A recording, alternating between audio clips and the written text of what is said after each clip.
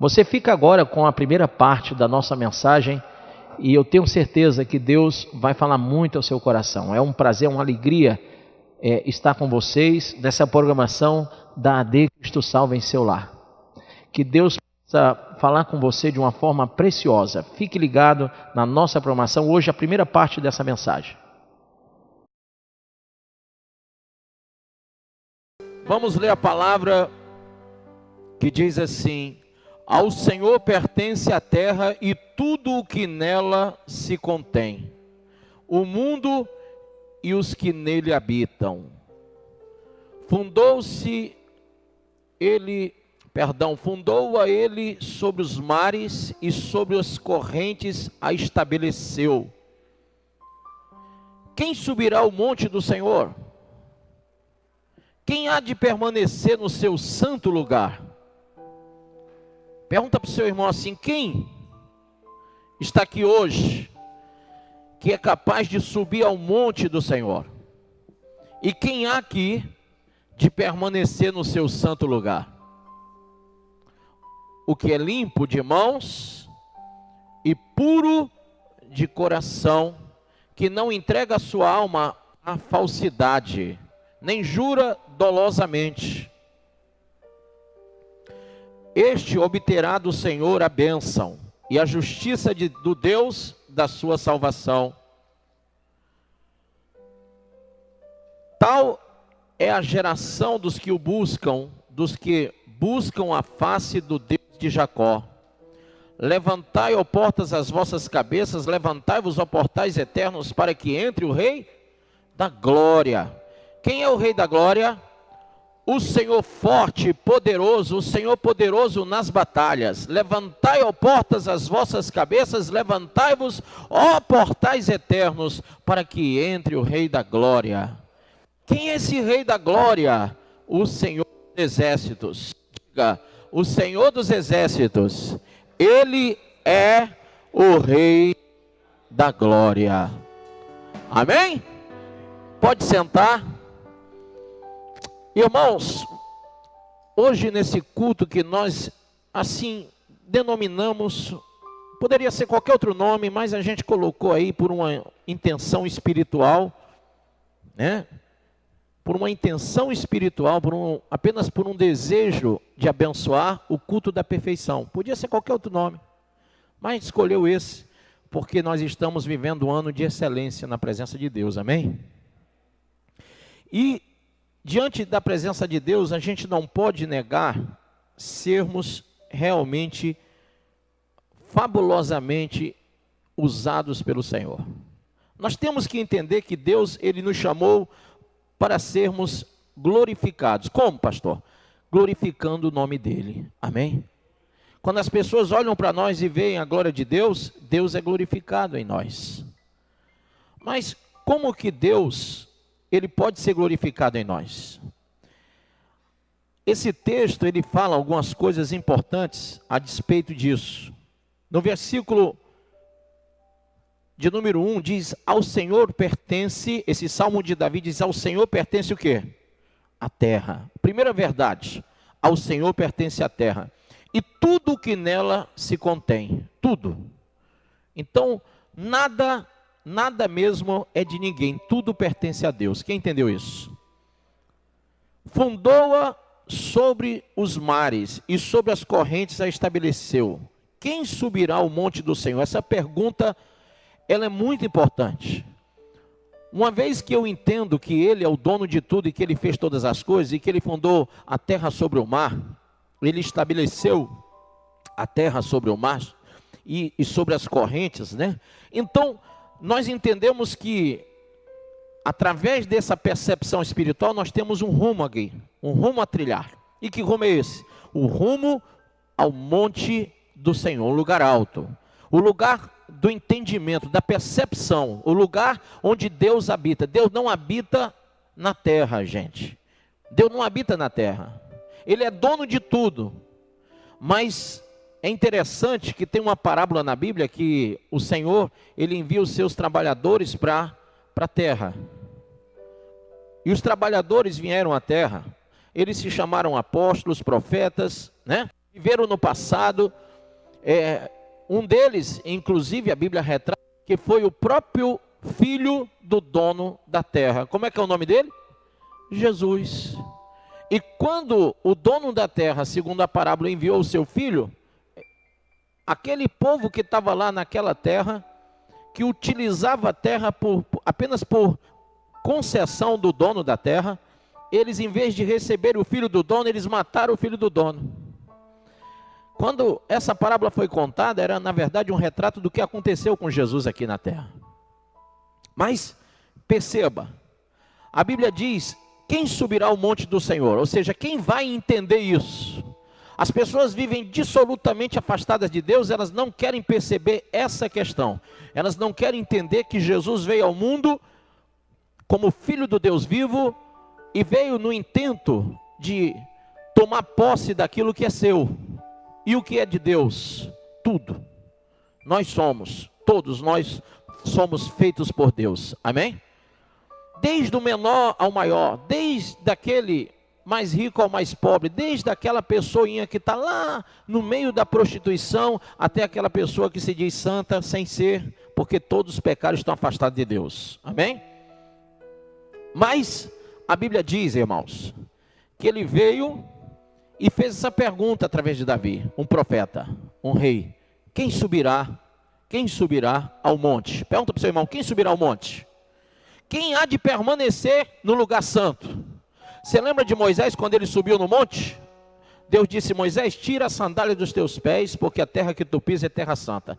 E depois, Moisés ficou falando com Deus ali naquela sarça, no meio daquela sarça, Deus falava, ela não se consumia e aquela terra era santa, né? A pergunta aqui é: quem vai permanecer no seu lugar santo? Qual é o lugar santo? Existe um lugar que é santo, irmãos. Pastor, onde é esse lugar? Existe um lugar que você pode ter certeza, esse lugar, as pessoas têm que habitar nele. As pessoas têm que habitar nesse lugar. É chamado lugar santo. Mas a Bíblia diz: quem há de permanecer no seu santo lugar? E talvez você fique pensando assim: não, o lugar santo é o templo da igreja A, B ou C, né? O lugar santo é aquele monte onde eu faço a oração dia de sexta-feira para sábado, de sábado para domingo, né? Lugar santo é aquele lugar lá chamado Israel. Lugar santo é aquele lugar chamado... E assim nós religiosamente elegemos alguns lugares. Você vê que tem gente que vai de uma cidade a outra porque tem um lugar lá que eles dizem que é santo, né? Vão visitar um lugar que é santo. Vão ali porque ali é santo. Ali foi onde o santo fulano de tal, ou o santo Beltrano de tal. E vão atrás de lugares e de coisas que eles entendem serem santos. Onde está o lugar santo? E aqui hoje eu quero mostrar para você que existe um lugar que é santo, um lugar que é puro, um lugar, irmão, que Deus quer que você habite. No Salmo de número 73, a Bíblia fala que Davi, ele vendo a injustiça do ímpio e como o ímpio prosperava na sua injustiça, a Bíblia diz que ele quase se desviou em ver tudo aquilo. Mas no versículo, eu acredito que o 17, vamos ver aí. Eu não sei porque eu estou ficando velho já, mas a gente chega lá. Salmo de número 73. Ah, achei o 17, olha aí como eu estou bom de memória, rapaz. Olha aí. Olha o lugar que Davi encontrou quando ele estava quase se desviando. 17. Até que entrei aonde, pessoal? No santuário de Deus, e atinei com o fim deles. Então existe o santuário de Deus. Pastor, onde está o santuário de Deus? Quem esteja elegendo vários locais, talvez você já foi, quem já foi a Fátima, né? Talvez tenha visto lá um lugar, um santuário de Fátima, né? O santuário de Fátima que os católicos vão, né? Quem já foi a Jerusalém, lá tem vários lugares que eles consagraram como lugares santos e bíblicos, né? Quem conhece pode entender que lá tem vários montes os quais os profetas oraram, onde Moisés esteve falando com Deus, né? Há quem diga que o Monte Sinai é o Monte Santo, né? E assim vai Hermon e etc. Mas, pastor, aonde está esse santo lugar? Em 2 Coríntios capítulo 6, no versículo de número 14 diz: não vos ponhais em julgo desigual com os incrédulos, porquanto que sociedade pode haver entre a justiça e a iniquidade, ou que comunhão da luz com as trevas, que harmonia entre Cristo e o maligno, ou que união do crente com o incrédulo? Que ligação há entre o santuário de Deus e os ídolos? Porque, olha o segredo sendo revelado: nós somos santuário do Deus vivente. Como ele próprio disse: habitarei e andarei entre eles, serei o seu Deus e eles serão o meu povo. Por isso, retirai-vos do meio deles, separai-vos, diz o Senhor, não toqueis em coisas impuras, e eu vos receberei. E serei vosso pai, e vós sereis para mim filhos e filhas, diz o Senhor Todo-Poderoso. Versículo 1 do capítulo 7 ainda diz: tendo, pois, ó amados, tais promessas, purifiquemo-nos de toda impureza, tanto da carne como do espírito, aperfeiçoando a nossa santidade no temor de Deus. Amém? Então, aonde está o lugar santo? Onde é o santuário de Deus? Olha para o seu irmão e diz: vós sois o santuário do Deus vivente. Amém? Ô irmão, eu não sabia. Agora fica sabendo. Vós sois o santuário do Deus vivente. Agora, Deus é santo e importa que o santuário dele também o seja. E é por isso que a Bíblia nos atesta sobre a questão da purificação. A temática que eu quero tratar para que você seja perfeito na presença de Deus, ou seja aperfeiçoado, porque a perfeita varonilidade só vamos encontrar quando Deus completar o seu trabalho em nós através do Espírito Santo, amém? Quando nós formos revestidos de um corpo de glória. Mas existiram homens aos quais Deus olhou para eles, um deles foi Enoque, outro foi Elias, que Deus olhou para eles e percebeu que esses homens eram homens tão separados, tão, espirituais, tão integrados com Deus, com a santidade de Deus. Eles eram verdadeiros santuários do Senhor, que o Senhor os transladou. E o que é transladar? O Senhor os levou para a glória, os arrebatou, amém? Eles foram levados, eles foram transportados de um canto para outro. Aí, a gente entende que o transladamento, o arrebatamento que eles sofreram, foi porque quando Deus olhou e disse: olha, tanto faz você estar aí como está aqui, você está mantendo santidade, amém? Esses homens tiveram o privilégio de serem arrebatados. Mas o processo da purificação, ele é necessário porque ninguém vai ser levado ao céu. E aí, nós temos que perceber que não foi só Enoque e Elias, mas quando Jesus morreu na cruz, o sangue dele nos purificou de todo o pecado, amém? Então nós também fomos na cruz purificados para sermos santos. E aí, irmão, nós temos que assumir a natureza, não de impuros, mas de santos. Porque existe um problema para aquele que é impuro. Abra aí em Apocalipse 21. Apocalipse, capítulo de número 21. 26, não é o 27. A glória e a honra de todas as nações lhe serão trazidas. Nela jamais entrará qualquer coisa impura. Aonde? Na glória. Amém? Nenhuma coisa impura vai entrar lá. Tampouco alguém que pratique ações vergonhosas. E aí você tem que imaginar, né? Quais são as ações vergonhosas que você pratica, ou quer praticar, ou deseja praticar, né? Não entrará lá quem pratica ações vergonhosas. Ou mentirosas. mas unicamente aqueles cujos nomes estão gravados no livro da vida do Cordeiro. Amém? Quem vai entrar então na glória? Não vai entrar aquele que é impuro, que tem ações vergonhosas ou mentirosas. Não vai entrar. Mas unicamente aqueles cujos nomes estiverem gravados no livro da vida do Cordeiro. Quem crê assim? Irmãos, nós temos pecados, todos nós. A Bíblia diz que todos os pecados estão afastados da glória de Deus. Através de Jesus nós somos chamados de novo para a perfeição. Nós somos chamados de novo para quê? Para a glória. Mas existe pecado, diga comigo, dedinho número 1, pecado da omissão, o pecado da transgressão deliberada, os pecados que nós escondemos por baixo do tapete, que nem Acã fez na tenda dele.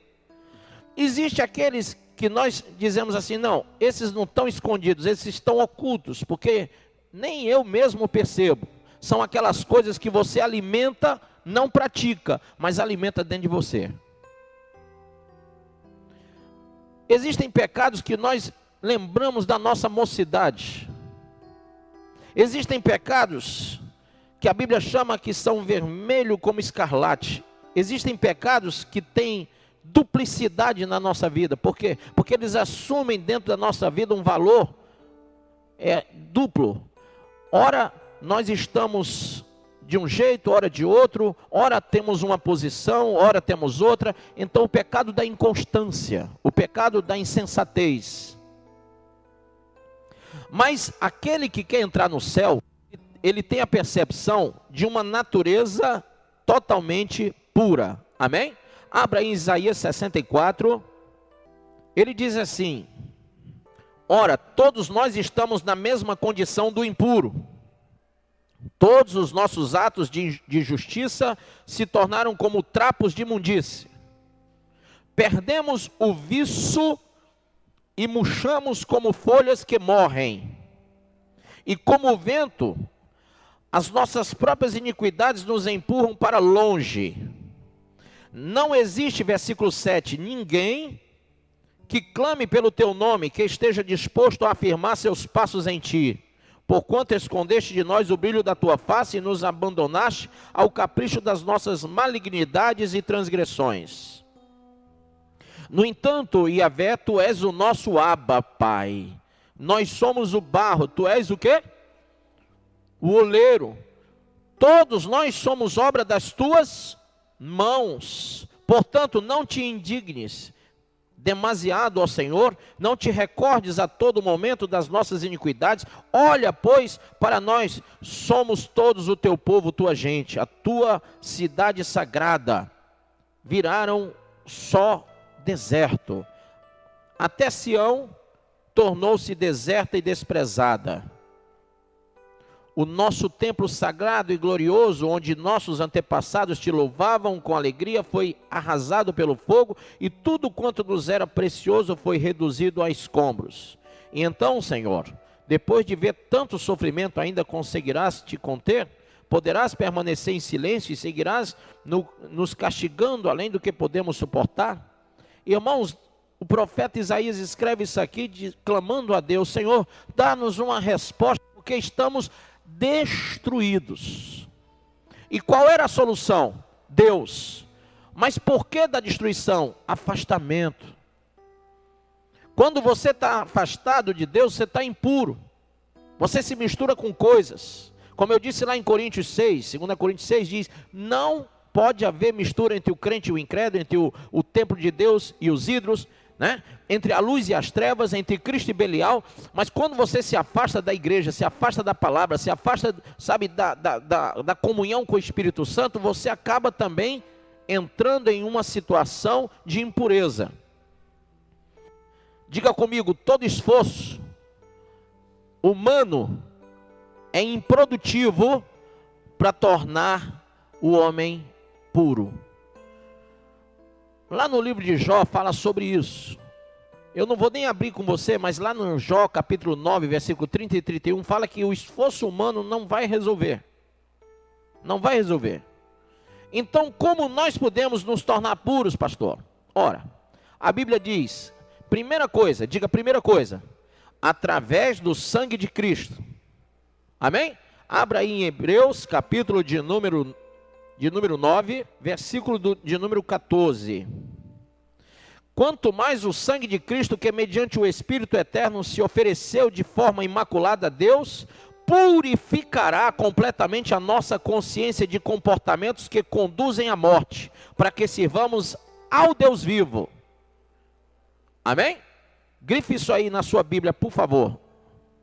Então, versículo anterior diz assim: portanto, se o sangue de bodes e de touros e de cinzas de uma novilha espalhadas sobre os que estão cerimonialmente impuros os santifica, de forma que se tornam exteriormente puros, ou seja, se na religião os rituais que eles praticavam estavam sendo para eles purificação, aí o que se escreve na carta aos Hebreus é: quanto mais o sangue de Cristo, que mediante o Espírito eterno se ofereceu de forma imaculada a Deus, ou seja, sem pecado, purificará completamente a nossa consciência. Por que consciência? Porque ele está trabalhando na alma do homem. Na nossa consciência de comportamentos que conduzem à morte. Ou seja, o que Deus quer tirar de você são os comportamentos que conduzem você à impureza. Romanos 6,23 diz que o salário do pecado é a morte. Então o comportamento que te leva à impureza, Deus quer tirar de você. Todos nós sabemos quais são esses nossos comportamentos, porque são coisas pessoais. São fraquezas de caráter espiritual. São fraquezas na sua personalidade humana. Então são coisas que você e eu sabemos. Só você, eu e Deus sabemos, né? Eu sei de mim, você sabe de você e Deus sabe de todos nós. Amém? Vamos lá. Através do sangue, 1 João 1,7 fala também isso, né? 1 João, primeira epístola de João, capítulo 1, versículo 7, diz assim, ó: se no entanto andarmos na luz como ele está na luz, temos plena comunhão uns com os outros, e o sangue de Jesus, seu Filho, nos purifica de todo o pecado. Amém? Então a primeira coisa é o sangue de Jesus. Não é o sangue de bode, não é o sangue de carneiro, não é o sangue de boi, mas o sangue do Cordeiro de Deus, o sangue de Jesus. Agora, a segunda coisa para a purificação está lá em Efésios 5:26. Não é o 26, é o 25, é um versículo antes. Diz assim: maridos, cada um de vós amai a vossa esposa, assim como Cristo amou a sua igreja e sacrificou-se por ela. Como é que o marido tem que amar a esposa? Assim como Cristo amou sua igreja. Amém? E sacrificou-se por ela. Tem muitos casamentos que não dão certo porque o marido não entende a posição de marido. Qual é a posição do marido? É mandar dentro de casa? Ele é o cabeça, então ele tem que dar ordem. É assim? Será que é só isso mesmo? Ficou aí, ponto final? Não. Como cabeça, a Bíblia fala, você não é o mandão, você tem que ser o sábio. Amém? O entendimento, a sabedoria, o conhecimento, a inteligência espiritual, não que a mulher não o tenha, ela tem, mas o que eu quero falar para você é que o homem foi destinado para a orientação espiritual no seu lar. E aí, a Bíblia diz que o marido tem que ter uma posição de sacrificar. Como Cristo sacrificou pela igreja, ele tem que sacrificar pela sua esposa. Então tem muitas coisas que o marido deve abrir mão para poder abençoar a vida da sua esposa. Amém? Para poder levá-la a Cristo. Posições que você sabe que só vão destruir o casamento. Atitudes que você sabe, ou palavras que você sabe que não vão ser boas. Comportamentos que não são bons. Se você quer ser de Deus, se você tem entendimento de uma família de Deus, você tem que entender que a família de Deus se forma no entendimento de Cristo em relação à igreja. Como que você quer ser marido de alguém se você não está disposto a sacrificar o vício? Se você não está disposto, às vezes, eu já ouvi isso, uma pessoa chegou uma vez para mim e disse assim: pastor, presta atenção nisso que é muito importante. Pastor, eu amo o fulano de tal, eu quero casar com ele. Eu digo, mas ele é crente? Ah, pastor, ele, sabe, eu estou orando para que Deus faça a obra. Então está tudo errado. A Bíblia diz em 2 Coríntios 6, versículo 14 em diante, que o crente não pode se unir ao incrédulo. Pastor, mas eu tenho fé que ele vai se converter. Preste atenção, processo de purificação, você não pode escolher o contrário do que a Bíblia te ensina. Amém? A palavra, ela purifica.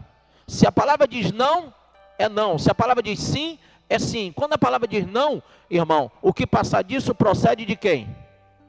Do maligno. Seja o vosso sim, sim ou não, não. O que passar é do maligno. Nem que um anjo desça do céu para dizer outra coisa, ele também é maligno, é anátema. Então preste atenção numa coisa. Quando você, moça, escolhe um rapaz, você tem que escolher não pela aparência, nem pelo sentimento, mas você tem que olhar para o coração dele se ele realmente deixou a vida passada. Amém? Se ele diz que te ama, por que ele não deixa a bebida, a droga? Por que ele não deixa a prostituição, a mentira? Por que ele não deixa o mundo? Para seguir um caminho reto com você na igreja. Ah, pastor, olha, eu estou disposta a pagar o preço de conviver com esse homem incrédulo. Você está errada. Sabe por quê? Porque a igreja não podia se unir a um incrédulo. A igreja se uniu a Cristo, que é santo e imaculado. Por que esse casamento dá certo? Porque o cabeça é santo e imaculado. Imagina se a cabeça não for santa e imaculada, o corpo vai fazer miséria, não vai? Vai ou não vai? É assim que você mulher, tem que escolher o seu marido. Tem que ser um cabeça santa, um homem que realmente seja ou esteja sendo purificado pelo Espírito de Deus. Muito bem. Diz aí: maridos, cada um de vós amai a vossa esposa, assim como Cristo amou a sua igreja e sacrificou-se por ela, a fim de santificá-la, tendo-a purificado com o lavar da água por meio da palavra, e para apresentá-la a si mesmo, porque o homem quer apresentar sua mulher a si mesmo como? Como igreja gloriosa, sem mancha, nem ruga, ou qualquer outra imperfeição, mas santa e inculpável. Amém? Essa é a posição de Cristo, essa tem que ser a nossa posição. Mas vamos lá. Ainda mais, nós somos purificados pelo Espírito Santo. Tito, capítulo de número, veja aí, 3, versículo 1 em diante diz assim, ó. Quem achou? Lembra a todos que devem ser submissos aos que sobre eles governam, e as autoridades sejam obedientes. Estejam sempre prontos a fazer tudo o que é bom. Diga tudo que é bom. Não promovam a calúnia de ninguém. Sejam pacíficos, sejam equilibrados, demonstrando verdadeira mansidão para com todas as pessoas. Porquanto houve um tempo em que também nós éramos insensatos e desobedientes. Vivíamos iludidos e escravizados por toda espécie de paixões e prazeres. Servíamos à maldade e à inveja, sendo desprezíveis e odiando-nos uns aos outros. Contudo, quando da parte de Deus, nosso Salvador, foram manifestadas a misericórdia e o que mais?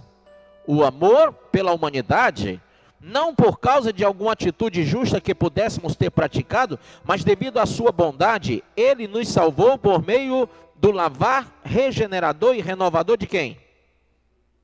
Do Espírito Santo, que Ele derramou copiosamente sobre nós com toda a sua generosidade, por intermédio de Jesus Cristo, nosso Salvador. Ele assim procedeu para que, justificados mediante sua graça, nos transformássemos em seus herdeiros, tendo a esperança da vida eterna. Diga amém. Aí, nós entendemos que pelo Espírito Santo regenerador e renovador, pelo meio de salvar, ele vem e usa o Espírito Santo regenerando e renovando a nossa vida. O intuito de Deus aqui é purificação. Mas quando isso acontece, ou seja, quando o sangue, quando a palavra e quando o Espírito, os três estão agindo na nossa vida, nós entendemos que há um processo. Por exemplo, se você põe uma água dentro de uma panela, e você acende o fogo, o que acontece com aquela água? Ela vai entrar em processo de quê? Hein? Ela vai virar um vapor, não é isso? Ela vai evaporar. Por quê? Porque você está esquentando aquela água. À medida que aquece, ela vai evaporando. Então, existe, do mesmo jeito que existe a transformação da água em vapor, e quando esse vapor sobe até as nuvens, né? E elas ficam carregadas, de repente, aquele vapor se transforma novamente em quê? Em água. E ela desce e molha você novamente, né? Quer dizer, você tira da panela e ela sobe para a nuvem. E da nuvem, ela carrega a nuvem, depois volta e molha novamente você.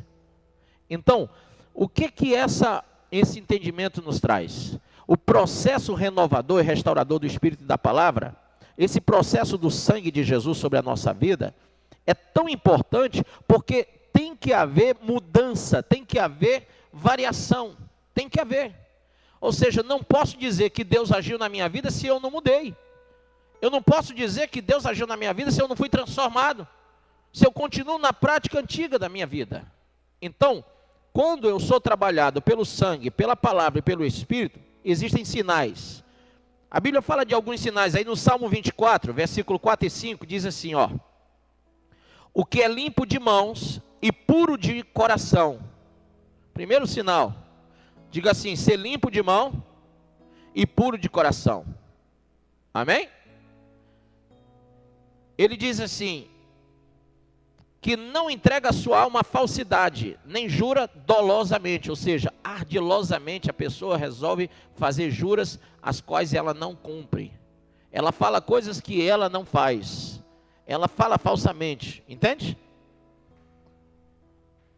Será que esse pseudo-evangelho não é isso? É uma jura? É uma jura? Quantas vezes você conheceu pessoas que dizem assim, olha, eu entrego minha vida a Jesus, e no outro dia está fazendo bobagem? Outro dia chegou um cidadão no meu gabinete pastoral e disse assim, missionário, eu quero dar um testemunho. Eu disse, você quer dar um testemunho? Ele disse, daqui 1 ano você dá. Ele olhou para mim e disse, mas daqui 1 ano eu quero dar hoje. Eu digo, não, hoje não, só daqui 1 ano. Ele, por que daqui 1 ano? Quando eu ver que você passou pelo menos 1 ano dentro da igreja sem se desviar. Porque você já se desviou mais de 6 vezes, eu vi. Ele olhou para mim assim, meio descabido, disse, o senhor está contando? Eu digo, rapaz, até certo momento eu contei, depois eu parei de contar.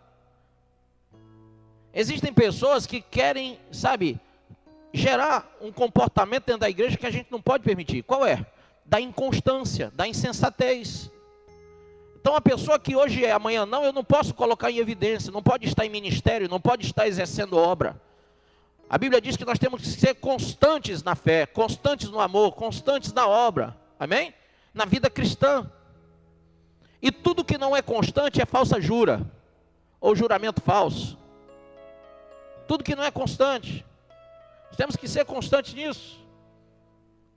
A Bíblia diz, mãos limpas para obter a bênção de Deus, coração puro, são sinais do trabalho do sangue, do Espírito e da palavra. Diga, sinais do sangue, do Espírito Santo e da palavra de Deus. Agora, um outro sinal interessante está em João 13:10. Abra em João 13:10. Explicou-lhe Jesus, quem já se banhou precisa lavar os pés. O seu corpo já está completamente limpo. Vós, pois Jesus, perdão, eu perdi aqui porque apagou. Vamos de novo. Explicou-lhe Jesus, quem já se banhou precisa apenas lavar os pés. O seu corpo já está completamente o quê? Limpo. Pois Jesus sabia quem iria traí-lo e por isso disse, nem todos vós estáis o quê? Limpos. Meu irmão, na visão de Deus, nem todo mundo está limpo. Versículo 12, após haver lavado os pés dos seus discípulos, tornou a vestir sua capa, voltou a sentar-se à mesa e lhes indagou, compreendeis o que vos fiz? Ele lavou os pés dos discípulos. Mas aí ele diz assim, olha, nem todo mundo aqui está limpo, tem gente que não está limpo, por isso que tem que se lavar dos pés. Às vezes você diz assim, rapaz, eu tomei banho, tomou banho, sabe, está cheiroso, cheiroso aqui, cheiroso um bocado de canto. Mas o pé você não lavou direito. E o pé é o lugar que você pisa em todo canto, vai para todo canto com o pé. E o pé é justamente o pé que não passou aquele sabão, né? Você não tirou aquele encardido lá, você não deu aquela geral, né? Você deixou o pé, o próprio pé que você usa tanto, né? Por isso que tem gente que tem chulé, né? Porque não lava o pé direito. Né? Tem até a musiquinha que a minha filha canta no colégio para aprender esse negócio de chulé, né? Para não ter chulé. Então, o que acontece? As pessoas deixam o pé lá sujo. Jesus olhou e disse assim, olha, o corpo não está totalmente limpo, porque os pés estão sujos. Se tem alguma coisa suja em você, Deus quer lavar, Deus quer purificar. Por isso que ele pegou os discípulos, botou todo mundo sentado e disse assim, eu vou lavar o que está sujo. Ainda tem coisa suja em você, eu vou pegar e vou lavar. Pedro disse assim, mas eu não sou digno de que o Senhor me lave os pés. Olha, se eu não lavar teus pés, você não vai ser puro, porque ainda falta essa parte, amém? Então olha para o seu irmão e diz assim, irmão, qual é a parte de você que está faltando ser lavada? Existe uma parte. Na igreja, a eclésia, a igreja, o corpo de Cristo, tem uma parte que está muito sujo hoje. Tem uma parte da igreja que está muito sujo. Tem um evangelho imundo aí, que precisa de muito sabão, né? Tem gente que precisa ser lavada mesmo, enxaguada, para poder ser limpo. Corações de pessoas que estão pregando imundície, estão vivendo uma pornografia espiritual, né? Estão apostatados da fé, estão profanando o templo que é santuário do Deus vivo, que é o próprio coração, né? Tem pessoas que estão agindo em a controvérsia da palavra, precisam ser lavados, precisam ser purificados. Por quê? Só os puros verão a Deus. Amém? Por isso mesmo, quando ele fala que só os puros verão a Deus, tem gente que diz assim, não, se meu coração está puro, se a minha mão está pura, sim, se a tua mão está limpa.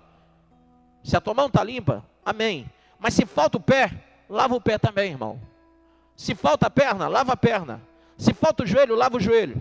Aqui, na igreja, nós somos um corpo. Então imagine você que alguém é joelho, alguém como que chama? É pé, o outro é mão, o outro é orelha, o outro é isso e aquilo outro. Só ninguém aqui é cabeça é Cristo, né? Mas um aí é o peito, o outro é o ombro. Irmão, nós temos que olhar um para o outro agora e pedir, Senhor Espírito Santo, eu quero ver as imperfeições em mim e que o Senhor comece em mim a lavagem e que eu seja instrumento do Senhor para abençoar a vida do meu irmão que está sujo e precisando ser lavado também. Amém? Porque se você não fizer isso, a igreja não vai ser pura. Ela precisa ser purificada. Então, os limpos, de pé, de mão, de coração, como eu já disse no versículo 4. E se você ler aí também, no capítulo 29, versículo 2 dos Salmos, diz assim, tributai ao Senhor a glória devida ao seu nome, adorai ao Senhor na beleza da santidade. Amém? Existe uma beleza na santidade. Quando você tem um coração puro, a santidade, essa beleza vem. Um corpo lavado com água pura, lá em Hebreus 10, 22, fala sobre isso. Hebreus 10, 22. Diz assim, portanto, acheguemo-nos a Deus com um coração sincero, diga comigo, acheguemo-nos a Deus, mais alto, acheguemo-nos a Deus com um coração sincero e com absoluta certeza de fé, tendo os corações, o quê? Purificados aspergidos, para nos purificar de uma consciência culpada, e os nossos corpos lavados com água pura. Sem duvidar, mantenhamos inabalável a confissão da nossa esperança, porquanto quem fez a promessa é fiel. Amém? Então o nosso corpo tem que estar lavado. A nossa consciência não pode estar culpada. Amém? Quem vive com a consciência culpada precisa de um coração. Amém? Precisa de um coração realmente puro. Vamos lá. E para terminar, Eclesiastes 9, versículo de número 8. Esteja sempre vestido com roupas brancas, com trajes de festa, e nunca deixe de ungir a tua cabeça com o óleo santo. Amém? Você sabe para que os animais eram ungidos na cabeça com óleo? Sabe? As ovelhas, os pastores ungiam a cabeça das ovelhas com óleo. E lá no Salmo 23 está escrito o quê? Unges a minha cabeça com óleo. Lembra disso? Por que está falando da unção da cabeça com óleo?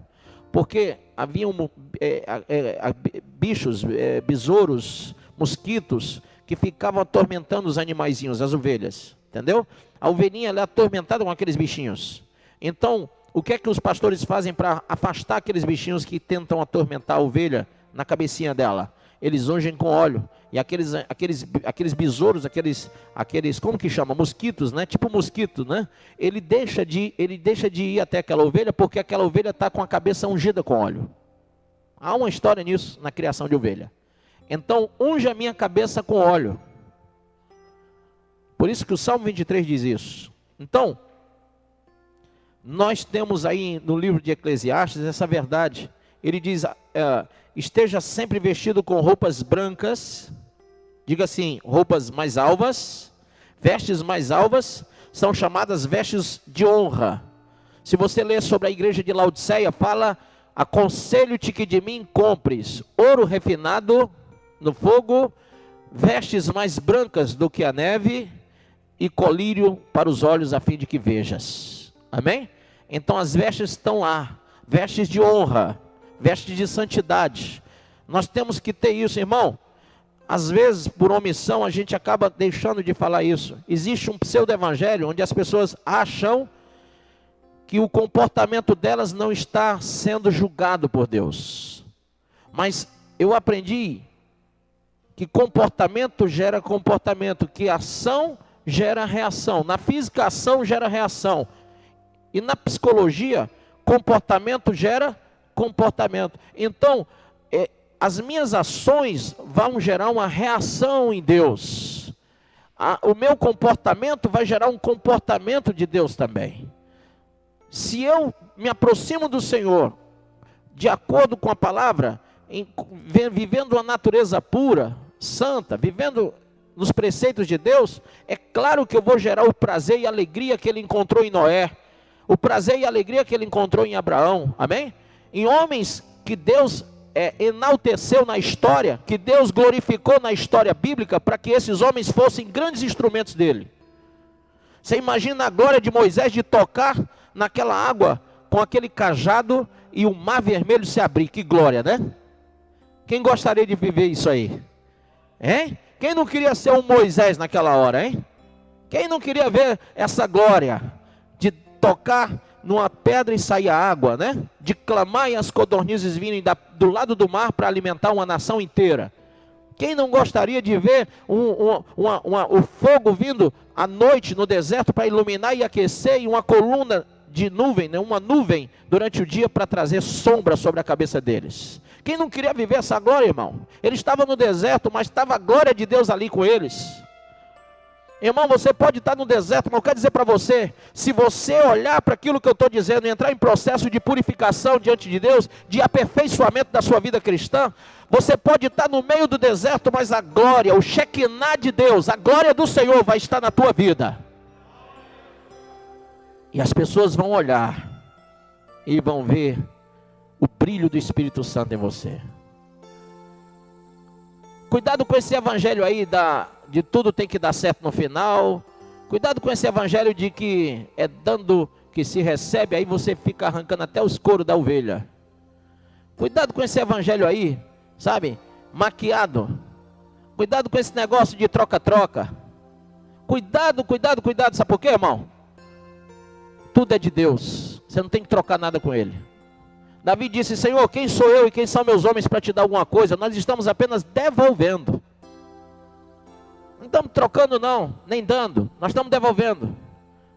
Amém? Quando algum pastor chegar para você e te ensinar sobre sacrifício, e ele falar em oferta e dízimo, aí você diz assim, não pastor, para aí. Vou te ensinar uma coisa, pastor. Oferta é devolução, não é sacrifício. Porque tudo é de Deus. E dízimo é devolução, porque também veio de Deus. Não existe sacrifício em oferta e dízimo, irmão. Pastor, se não existe sacrifício em oferta e dízimo, por que os antigos fizeram assim? Havia então um ritual para que eles assim o fizessem, para ver se eles entendiam um meio de consagração a Deus, para ver se eles percebiam que deviam tirar de si alguma coisa, porque eram tão egoístas que não olhavam assim. A lei não deu jeito neles, eles não permaneceram naquilo, o ritual já não era bom para Deus, Deus não queria mais saber daquilo ali. Hoje nós entendemos que o verdadeiro sacrifício é aquilo que está lá em Romanos capítulo 12, versículo 1 e 2. É quando você não se conforma com este mundo, mas se transforma no entendimento que só o Espírito Santo te dá, abrindo mão de coisas que você acha que são preciosas para você, mas na verdade elas não têm sentido nenhum na pessoa do Espírito Santo. São coisas carnais, são coisas passageiras, são coisas que não glorificam o Senhor, são coisas que tornam você impuro, tornam você insano. Sabe, o homem mata por dinheiro, mata pela ganância que tem. Você vê que poucos têm muito dinheiro nesse país e uma multidão está morrendo de fome, sim ou não? É ou não é verdade? Uma multidão passando dificuldade. Irmãos, em nome de Jesus, fique de pé, vamos falar com Deus. Eu quero convidar você que quer purificar a sua vida, sai do seu lugar, vem aqui na frente em nome de Jesus. Eu queria contar uma história para você enquanto você sai do seu lugar. A Bíblia diz assim, um professor chegou na sala de aula e disse, vamos continuar essa parte, viu? Um professor chegou na sala de aula e disse assim, Deus fez tudo o que existe. Ele fez essa pergunta, desafiando os alunos, e um aluno que cria em Deus disse corajosamente, sim, ele fez. Deus fez tudo mesmo? O professor perguntou novamente, e o aluno respondeu, sim, professor, ele fez tudo. O professor replicou, se Deus fez todas as coisas, então Deus fez o mal, pois o mal existe. E considerando-se que as nossas ações são um reflexo de nós mesmos, e somos feitos à imagem e à semelhança de Deus, então Deus é o mal. Olha que pensamento diabólico desse professor. O aluno ficou calado. Diante daquela afirmativa, ele ficou calado. Porque se Deus fez tudo e o mal foi feito por Deus, então Deus é mal. Mas outro estudante, sábio, ouvindo aquelas palavras do professor, ele disse, levantou a sua mão e disse, professor, posso falar?